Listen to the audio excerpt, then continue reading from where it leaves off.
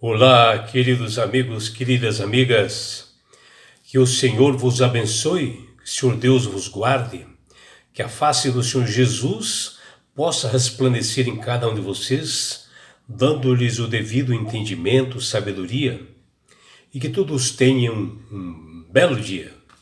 Vamos estudar a lição, e hoje, segunda-feira, 14 de abril de 2025, a lição 3 de hoje, ela tem como título A Bela Noiva. Quando nós olhamos ali o texto do profeta Ezequiel no capítulo 16, parece que Deus está falando sim com a Babilônia nesse capítulo, mas que na realidade ele está falando de Jerusalém, a bela noiva. E Ezequiel, nesse capítulo 16, ele apresenta-se uma linda ilustração, aliás, bastante surpreendente, do interesse de Deus por este povo pecador de Israel. E o profeta descreve essa nação.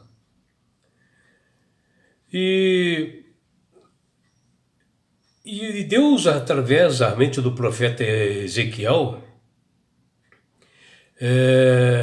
ele diz que essa nação de Israel, ela parecia assim uma criança abandonada. E Deus falou isto porque naquele tempo, muitas meninas que nasciam, porque as meninas eram desvalorizadas, eles davam valor mais para os meninos, quando nasciam. E as meninas quando nasciam, elas eram assim bem desvalorizadas e elas eram abandonadas pelos seus pais à própria sorte. E Deus usou, dessa analogia que está em Ezequiel capítulo 16, versículos 1 a 14, para declarar o seu verdadeiro amor por este povo, por esta nação de Israel. E ele menciona isto, que foi desde o nascimento da nação de Israel. E o poeta aqui, Ezequiel, ele faz assim um louvor poético, como fosse assim um livro de cantares, assim, de tão lindo que ficou. E Deus não economizou palavras de afeto, de amor, para descrever a sua noiva, Israel. E ele afirmou assim, nesse concerto, adornando a essa nação com seu melhor cobertor, com a sua melhor glória, que está lá no versículo 14. E eis que era tempo assim de amores assim na época, quando o profeta escreveu isto, que está lá no verso 8. E mesmo que o povo de Israel seja assim desprezado, na época, sendo injustiçado até então, até fosse assim um povo de Israel indigno, mas Deus acolheu e amou esse povo, e ele revela a sua graça de todo sempre, não só na época do povo de Israel, como o povo, o Israel espiritual hoje, que Deus a cada manhã ele dispõe a graça dele para todos nós, para darmos o perdão, o seu amor, e assim ele torna esse povo dele muito belo, E ele faz isso porque Deus ama realmente a todos nós. E o capítulo 16 do livro de Ezequiel é um dos capítulos assim bastante curioso assim e bem desafiador, porque é um capítulo assim bastante extenso, esse capítulo 16, onde a Bíblia mostra o inusitado interesse do Deus Criador de todo o universo por essa nação, por este povo, onde o profeta narra como uma criança abandonada, que foi deixada assim em um campo aberto para sucumbir e morrer, como era costume do povo no passado, quando era menina, deixar morrer, sucumbir. E Deus resolve levar esta criança, o povo de Israel, para a sua casa. Cuida bem dela, e dá até banho, né? E esta criança se transforma numa mulher bela, pura, e o noivo faz uma aliança, né? E fica noivo dela e passa realmente a amar realmente essa noiva. E uma união assim provável, né, que nós vemos aqui, para o mais otimista que lê a Sagrada Escritura, né? Porque essa imagem poderosa é a lição que nós estudaremos hoje, onde nós vemos que nós temos um Deus grandioso, que ele escolheu o menor povo da época para amar, que foi o povo de Israel.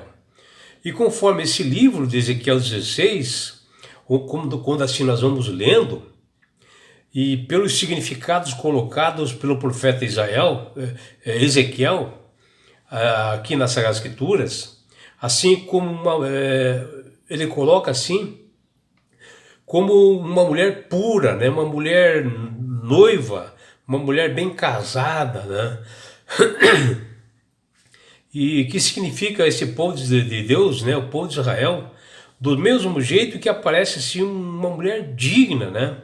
Também aparece dentro desse livro a mulher prostituta, que é o significado de povo apostatado, que abandona o seu primeiro e verdadeiro amor, que é Deus, e se entrega para a idolatria, para deuses falsos, trai o Senhor. E isso também podemos ver em Apocalipse capítulo 12 e também Apocalipse 17. O livro de Ezequiel é dessa forma deslumbrante, né?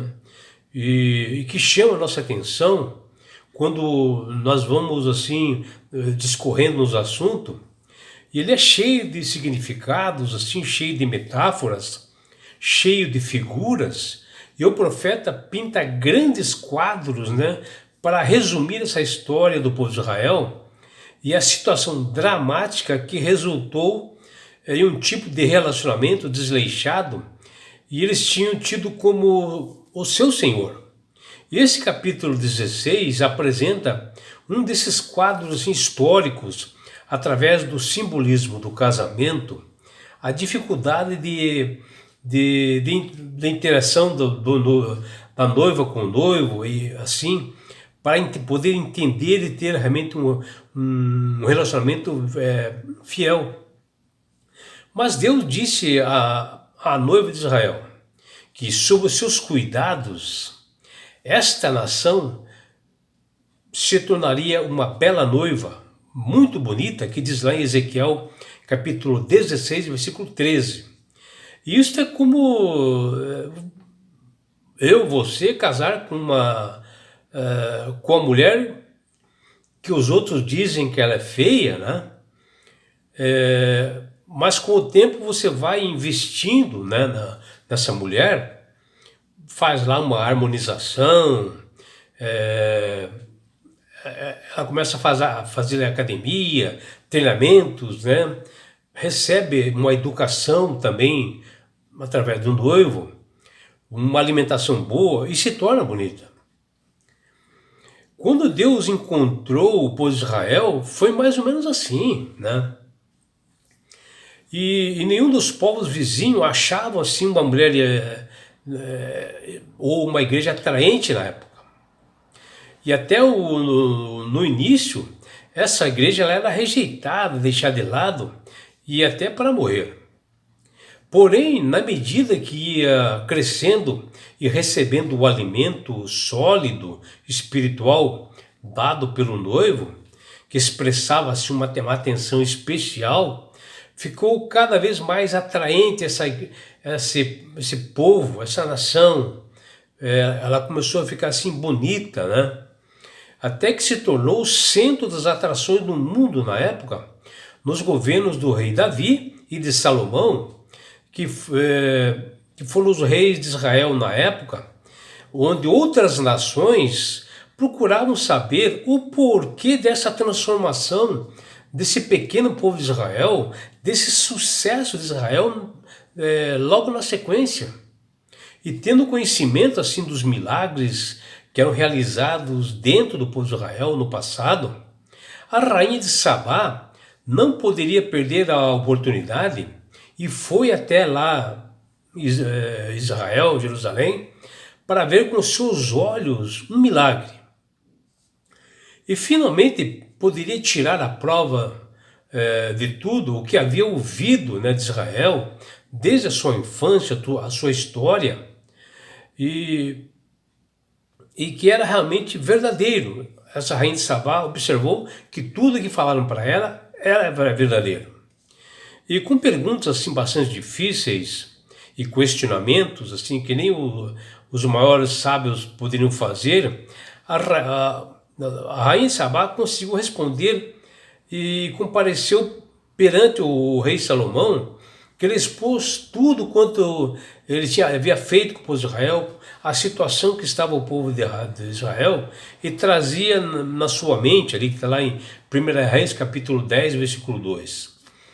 E diante de respostas assim, bastante concretas e sábias e inquestionáveis, assim, de um reino cuja glória refletia até mesmo as vestes dos criados de Salomão, que está lá em 1 Reis 10:5, que é o povo de Israel, a rainha de Sabá ficou maravilhada com Israel, que está lá em 1 Reis capítulo 10, versículo 1 a 13.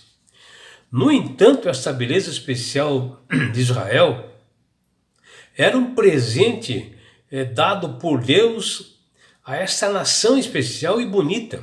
Até os povos vizinhos comentavam porque Israel era a noiva do Senhor e correu toda essa fama de país em país.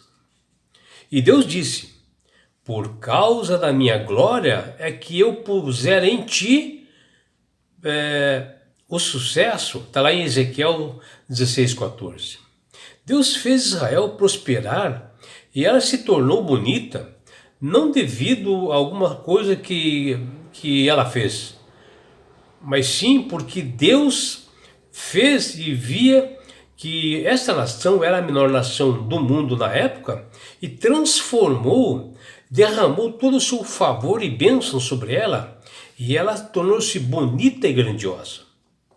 Da mesma forma, todos nós somos obrigados a olhar para os olhos do Senhor, não porque nós merecemos, né? Porque somos pecadores, criaturas ruins, mas sim pela bondade desse grandioso Deus que nós temos, a misericórdia, pelo amor, pela graça transformadora dele.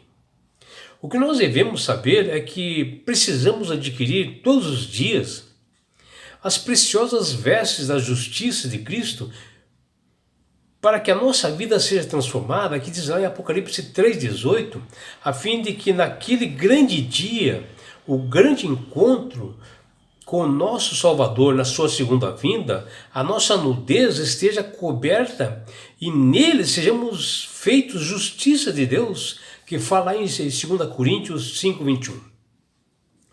Como nós andamos por fé e não porque nós vemos, né?